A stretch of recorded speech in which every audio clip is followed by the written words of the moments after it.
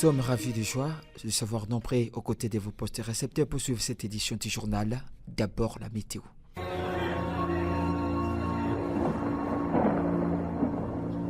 Oasis, la météo. La prévision météorologique de ce vendredi 15 novembre 2024 se présente de la manière suivante à Ville-de-Béni. Levé du soleil 5h43 et son coucher à 17h49. La température maximale s'est ressentie à 19 degrés Celsius et la minimale à 28 degrés Celsius. Le vent courra à 15 km par heure l'avant-midi à direction ouest et à 20 km par heure l'après-midi à même direction. Ce jour, le ciel sera nuageux accompagné d'orages et d'averses. La météo prévoit un risque de pluie variant entre 25 et 60%. Mesdames et messieurs, prenez donc vos précautions.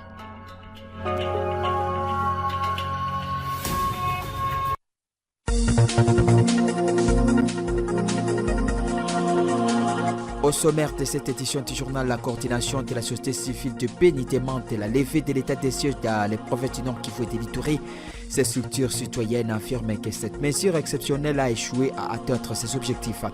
Paralysie des activités et déplacements des populations ce jeudi sur l'axe Butembo-Bouinka, territoire de Lubero. Les sources locales parlent des affrontements entre l'armée congolaise et les éléments des Maïmaï sur les collines de Maolo à hauteur de Mabambi. C'est ce jeudi que les cours ont été tumultueusement repris au village Kanda au sud de Djapanda dans le territoire de Lubero. Ce village était la cible des combattants ADF en juillet dernier. Les restaurants Soukula nous mettent en onde. Nous avons été choisis pour présenter cette édition du journal. Nous sommes bien Matsunkane juste par le compagnon. Mesdames et messieurs, bienvenue pour de détails.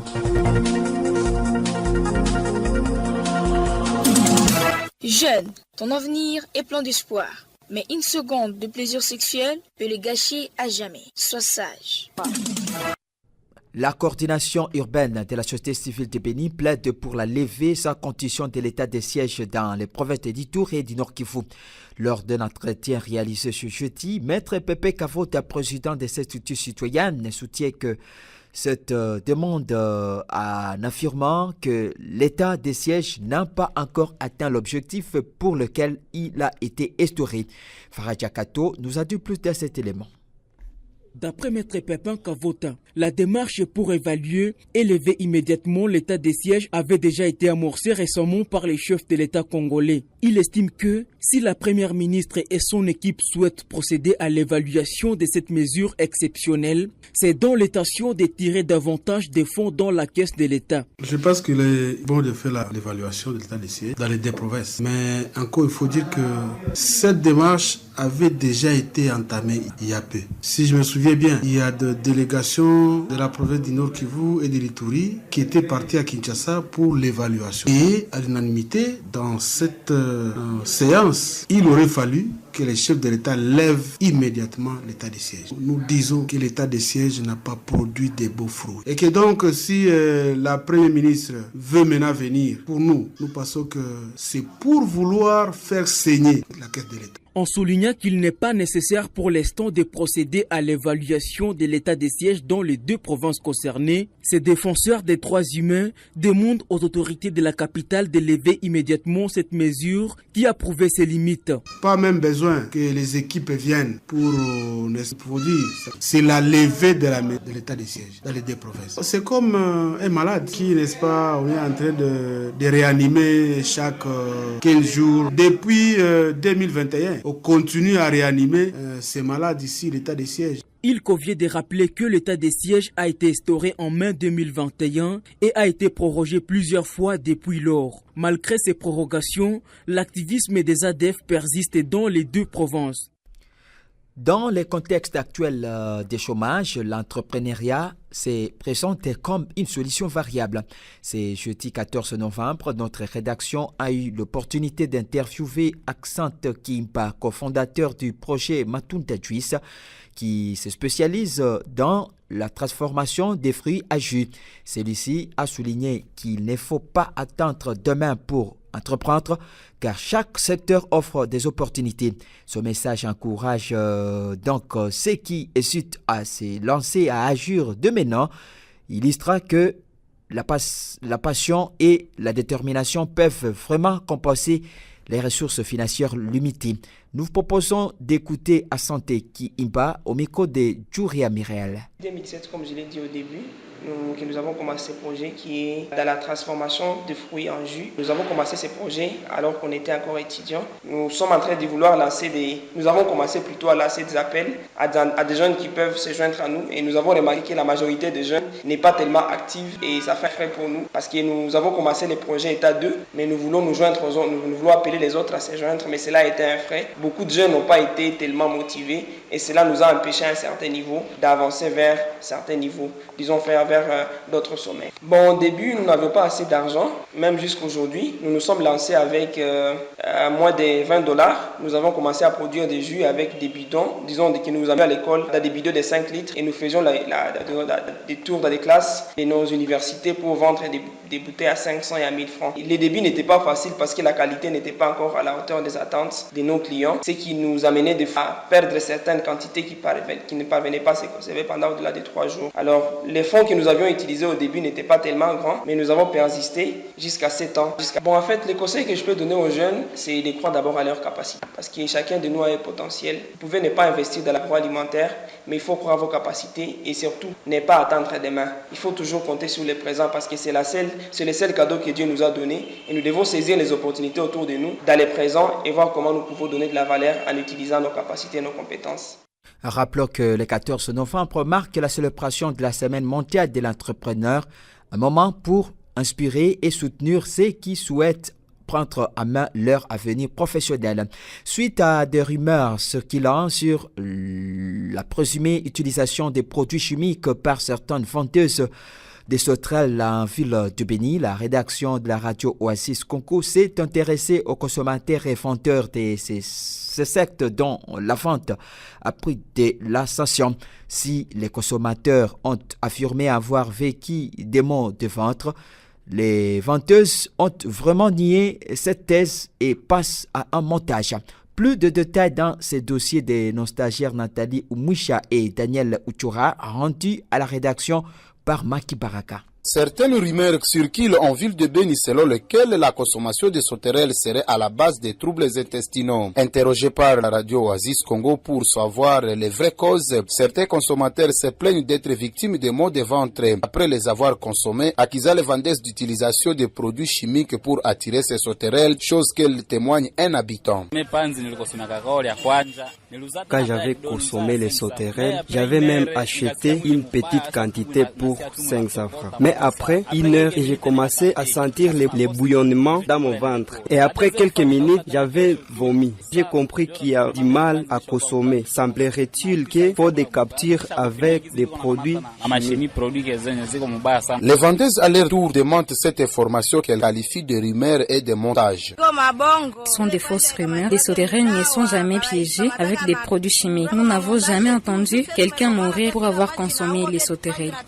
Pendant ce temps, Paul Capitula, le coordonnateur de la protection civile en ville de Béni, pense que ce sont des rumeurs que la population doit éviter. Peut-être qu'il s'agirait de la concurrence déloyale de certains vendeurs et de certains consommateurs. On a eu une rumeur qui disait qu'à consommer les sauterelles, cette année, les gens sont en train de mourir. Et nous avons pensé qu'il fallait faire une étude sur ces rumeurs. Nos analyses, on a retrouvé qu'il y avait une concurrence déloyale. Savez-vous qu'une concurrence déloyale constitue une infraction parce qu'il se pourrait que des vendeuses se mettent maintenant en confusion. Mesdames, Messieurs, les ministres des Infrastructures et Travaux publics a été devant les élus nationaux mercredi 13 novembre dans le but de répondre à la question orale du député national Eli Vaumawa, élu du territoire de Béni.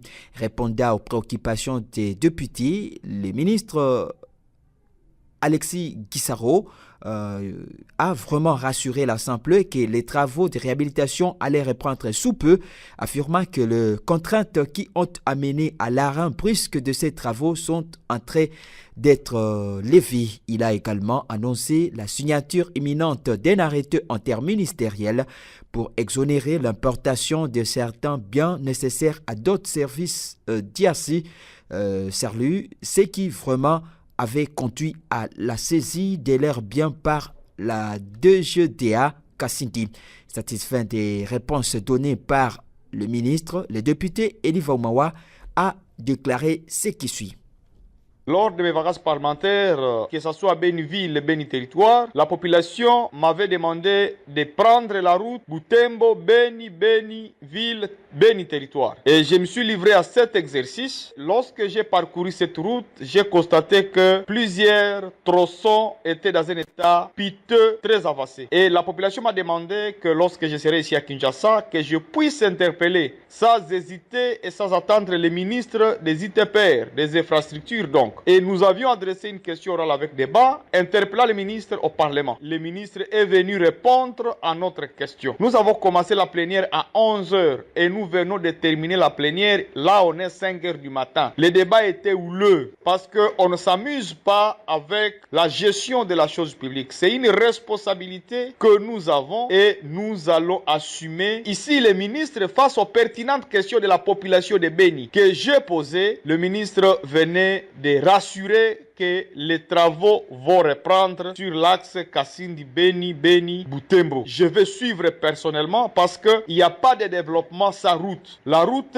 est un facteur porteur de croissance et on ne peut pas s'amuser avec cette histoire. Voilà ce qui expliquait notre procédure de contrôle parlementaire aujourd'hui. Cette annonce a été accueillie avec satisfaction par la population locale et les usagers de la route. Suivez ces citoyens qui expriment sa gratitude envers le député Elie Vaumawa. Nous remercions le député national Elie Kambale Moussavouli Vaumawa parce qu'il a amené le ministre des ITPR à l'Assemblée nationale. Et le ministre a vraiment répondu à toutes les questions du député national Elie Vaumawa. Notre député a vraiment parlé au nom de la population, surtout concernant nos routes. Et c'était surtout en ce qui concerne la route Kassindi-Béni-Butembo où les travaux ont été arrêtés. Le ministre a répondu que bientôt les travaux seront relancés sur la route Kassindi-Béni-Butembo.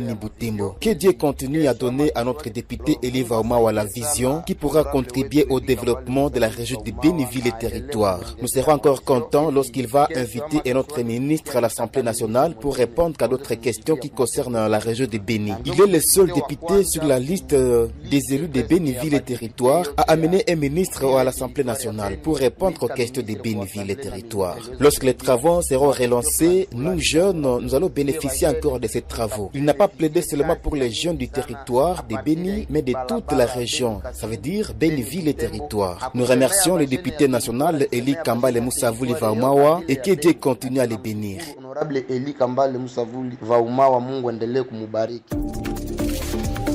Désormais, suivez Radio Oasis RTV sur son site internet et grâce à son application mobile. Visitez chaque jour le www.radiooasis.cd et lisez toute l'actualité de la région. N'oubliez pas de réécouter votre journal et nos émissions favorites si vous les avez ratées. Avec www.radiooasis.cd, j'écoute ma radio en direct et en replay.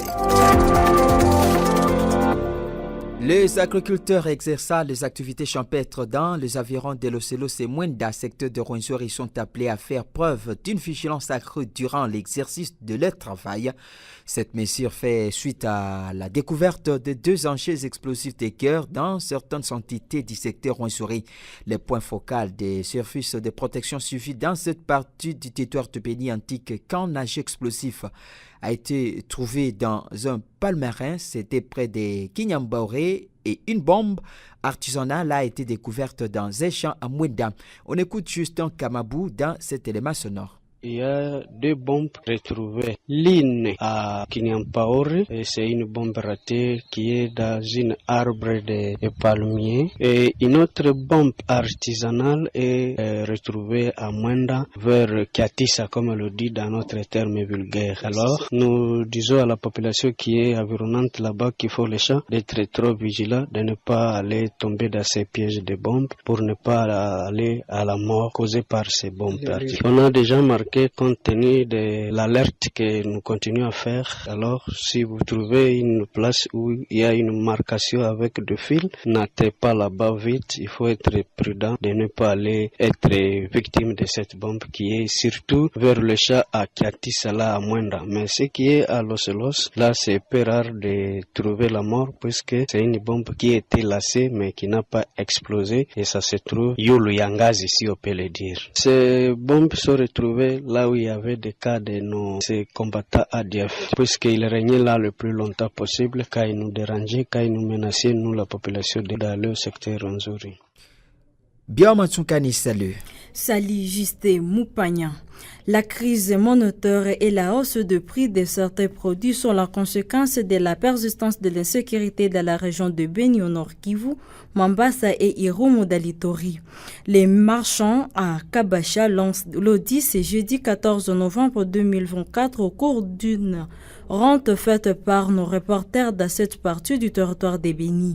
Ils plaident pour la pacification de ces zones. Fanxe et Glumukanda, nous proposons cet élément. Le marché hebdomadaire de Kabasha accueille de nombreuses personnes, chacune avec ses biens en vente et d'autres il faut de l'art. Ces couturiers à pleine activité parlent de la crise monétaire ces jours. Ils attribuent cette situation à la sécurité dans la région et plaident pour l'intervention des autorités compétentes. Ayant de la crise dans les marchés d'aujourd'hui, cette situation est consécutive à l'insécurité dans notre région. Que les autorités du pays nous aident à en finir avec la guerre. Pour ces revendeurs de forfaits et crédits, malgré les rythmes actuels du pays, la vente y en vaut à la normale. Malgré des difficultés que nous traversons dans les pays, les marchés vont bien. C'est là car il y a un peu de la sécurité dans l'entité. Cette femme en outre, qui vend de l'huile de palme dans ces marchés, s'inquiète de la rareté de ces produits de première nécessité qui conduit au galopage des prix. Nous vendons ici de l'huile. Une bouteille s'est négociée à 1600. Elle atteint 1700. C'est la rareté qui est à la base de la hausse du prix. Téné, l'achat et la vente des produits reprennent ces jours les rythmes normal dans l'agglomération de Kabash. Ceci résulte de la calmie qui s'y observe 2 ans plus tard, après que ces entités sont attaquées par l'indébileuse ADF. Parlons éducation, ce jeudi 14 novembre, le cours aurait pris timidement à Kianganda, un village situé à environ 5 km au sud de Dindi, pendant le territoire de Lubero.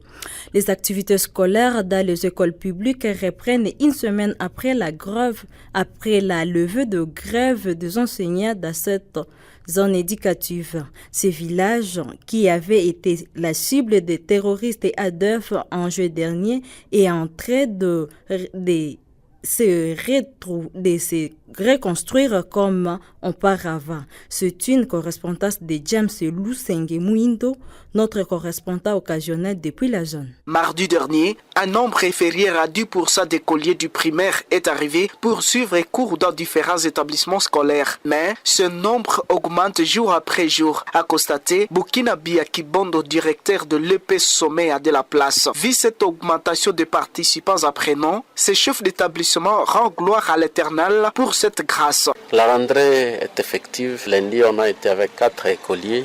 Le mardi, c'était 17. Hier, mercredi, on était autour de 41. Aujourd'hui, on est vers 52. C'est-à-dire la rentrée effective, quelle que soit la timidité par rapport au contexte actuel.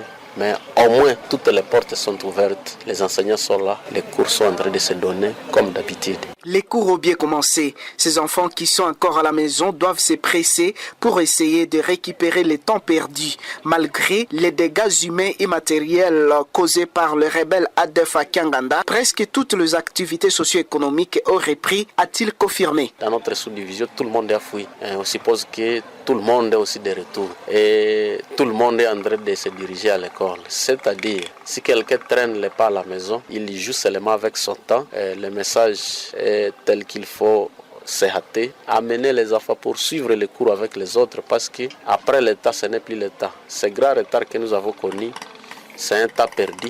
Mais au moins aujourd'hui, toutes les portes sont grandement ouvertes en train de recevoir les enfants. Il faut donc amener. Ndiapana Mangorejipa, James Lusenge. Et puis, mesdames, messieurs, les activités sont restées paralysées ce jeudi sur l'axe Butembo-Bouinga, territoire de Lubero. D'après les sources sur place, le FARDC s'affrontait aux éléments Maï sur les collines Mahola, en hauteur de Mambambi, c'est en territoire de Lubero.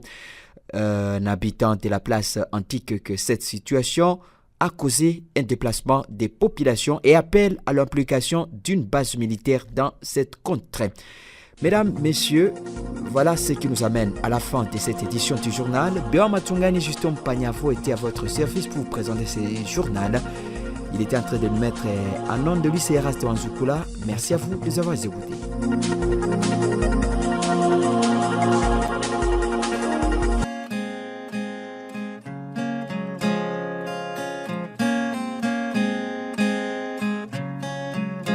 Nous sommes à la ville natale de la reine où l'eau de boisson reste une denrée rare et pourtant il pleut toute l'année au royaume de là-bas. La grande question, c'est l'office de gestion de l'eau de consommation OGEC en sigle. Pour vous abonner et avoir de l'eau en parcelle, c'est un processus dont Dieu seul connaît les tenants et les aboutissants.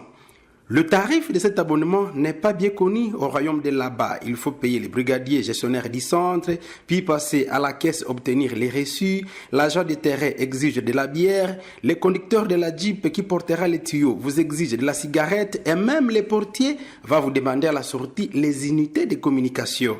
Et à time, comme on le dit là-bas. Mais attention, notre prestigieux royaume est une nation exceptionnelle. Vous payez tout cela, mais vous ferez encore 3, 4, 5, voire 6 mois sans cet abonnement.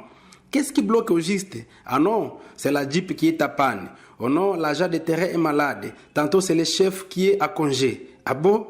Mais attention, au royaume de là-bas, on ne discute pas beaucoup avec les services publics. On n'a qu'à se taire. Et finalement, après beaucoup trop de tractations, avec des pots de vin à gauche à droite, avec trop d'influence, les appels, les interventions, on va vous connecter au réseau de l'eau potable. Le calvaire n'est malheureusement pas fini, car à ces eaux sèches, l'eau n'est pas au robinet. Mais la facture arrive quand même. À ces eaux pluvieuses, l'eau dite potable est colorée. En effet, le royaume de là-bas, c'est la seule nation au monde où l'eau potable a une couleur, une odeur et là un goût. Nous sommes encore à pèlerinage ici au royaume et nous y reviendrons dans les prochains numéros.